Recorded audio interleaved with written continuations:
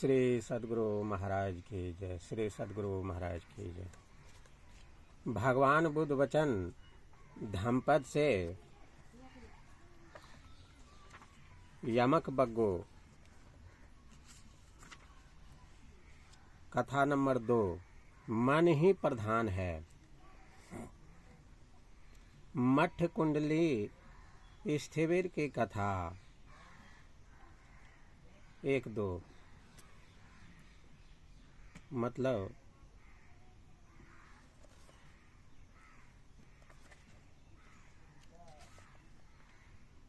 यमक बग्गो का दूसरा कथा।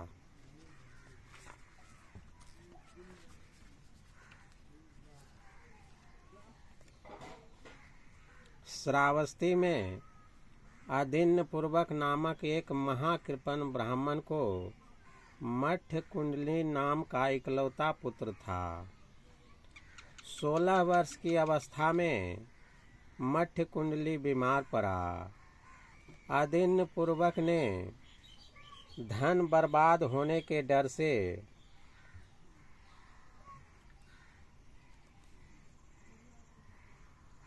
उसकी समुचित दवा न कराई। वह मरणासन्न भगवान को भिक्षाटन करते देख उन पर मन को प्रसन्न करके मरकर तावतिस त्रायत्रिस देवलोक में उत्पन्न हुआ। आदिन्य पूर्वक को जब यह ज्ञात हुआ तो उसने भगवान को अपने घर भोजन के लिए निमंत्रित किया। भोजनोपरांत उसने भगवान से पूछा, हे गौतम, आपको बिना दान दिए, बिना पूजा किए, बिना धर्म सुने, केवल मन में प्रसन्न होने मात्र से लोग स्वर्ग में उत्पन्न होते हैं। ब्राह्मण, न 100 न 200 मेरे ऊपर मन को प्रसन्न करके स्वर्ग में उत्पन्न हुए व्यक्तियों की गणना नहीं है। मनुष्यों के पाप पुण्य कर्मों को करने में मन अगुआ और प्रधान है। प्रसन्न मन से किया हुआ पुण्य कर्म देवलोक अथवा मनुष्य लोक में उत्पन्न होने वाले व्यक्तियों को पीछे पीछे लगी रहने वाली छाया के समान नहीं छोड़ता है। भगवान ने यह कहकर उपदेश देते हुए यह गाथा कही।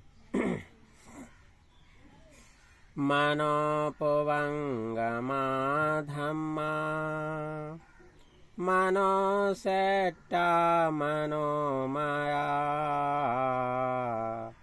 मनसा च प्रसन्नेन भासति वा करोति वा ततोऽनं सुखमन्वेति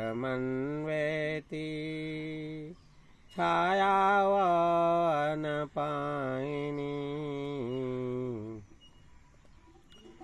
मन सभी प्रवृत्तियों का अगुआ है। मन उसका प्रधान है। वे मन से ही उत्पन्न होती हैं। यदि कोई प्रसन्न स्वच्छ मन से वचन बोलता है या काम करता है तो सुख उसका अनुसरण उसी प्रकार करता है जिस प्रकार की कभी साथ नहीं छोड़ने वाली छाया। श्री सद्गुरु महाराज की जय।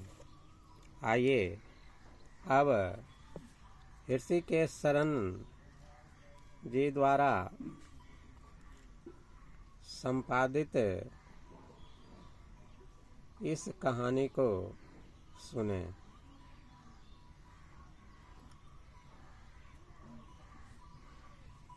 मन ही सर्वोसर्वा है। मठ कुंडली की कथा। स्थान जेतवन श्रावस्ती।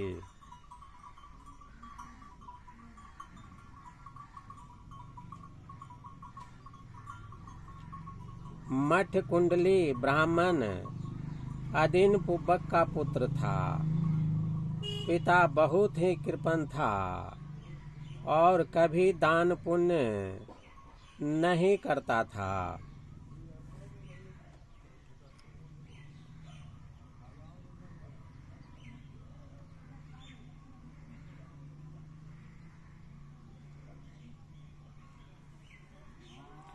यहाँ तक कि जब उसे अपने पुत्र के लिए आभूषण बनाने की आवश्यकता पड़ी तो उसने उन आभूषणों को भी स्वयं ही बनाया ताकि स्वर्णकार को आभूषण बनाने की मजदूरी न देनी पड़े।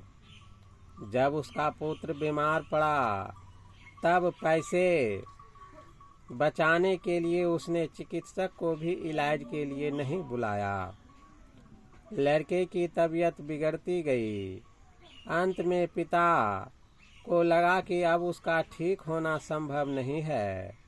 फिर भी चिकित्सक को बुलाने के बजाय अदिन पुब्बक ने अपने पुत्र को घर के बाहर खाट पर लिटा दिया ताकि लोग घर के अंदर न आ सकें और उसके धन दौलत को न देख सकें।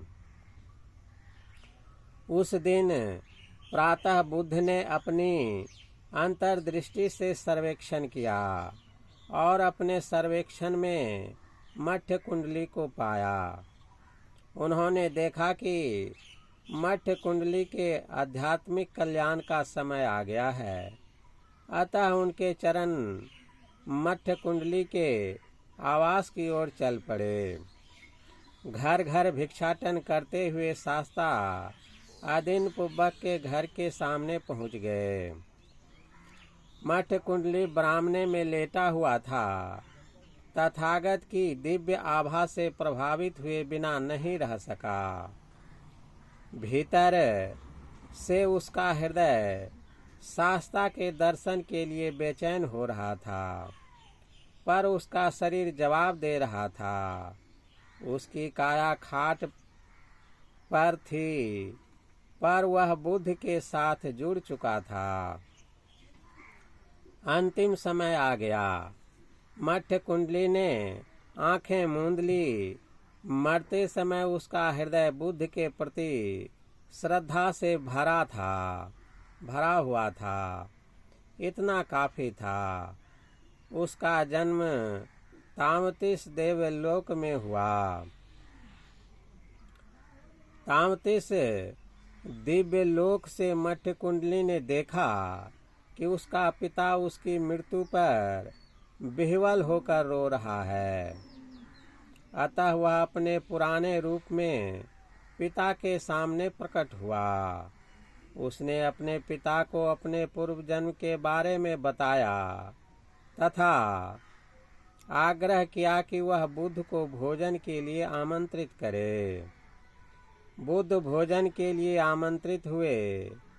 भोजन के बाद अदिन पुब्बक के परिवार वालों ने बुद्ध से प्रश्न किया, क्या कोई व्यक्ति बिना दान दिए, उपवास किए, कर्म कांड किए मात्र बुद्ध में पूर्ण समर्पण से तामतिस दिव्यलोक में जन्म ले सकता है? प्रत्युत्तर में बुद्ध ने मठ्य कुंडली को उपासकों के सम्मुख प्रकट होने के लिए कहा। आदेश पाकर मठ्य कुंडली दिव्य आभूषणों के साथ आम जनता के सामने प्रकट हुआ तथा स्पष्ट किया कि उसका जन्म तामतिस देवलोक में हुआ है। उसे देखकर सबों को विश्वास हो गया। विश्वास करना पड़ा कि बुद्ध के प्रति पूर्ण समर्पण मात्र से मठ्य कुंडली को इतना अधिक लाभ हुआ था। टिप्पणी: मनुष्य के जीवन में जो कुछ भी घटित होता है वह विचारों का ही परिणाम है। अगर विचार पवित्र हों तो वाणी और कर्म भी पवित्र होंगे। पवित्र विचार, वाणी और कर्म से जीवन में सुख प्राप्त होगा। श्री सद्गुरु महाराज की जय। श्री सद्गुरु महाराज की जय।